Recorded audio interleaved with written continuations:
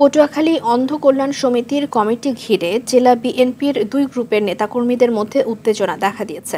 সকালে জেলা প্রশাসক কার্যালয়ের সামনে একই স্থানে দুই গ্রুপের নেতাকর্মীরা পাল্টাপাল্টি কর্মসূচি পালন করছে।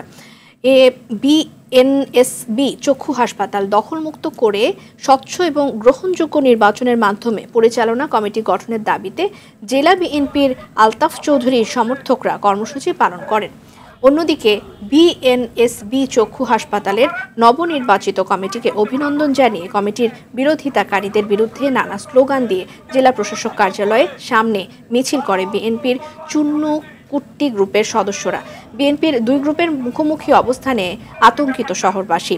আর শেখ হাসিনা সরকারের পতনের পর গেল 5 সেপ্টেম্বর বিএনএসবি চক্ষু হাসপাতাল 17 সদস্য বিশিষ্ট নতুন কমিটি গঠন করা হয়।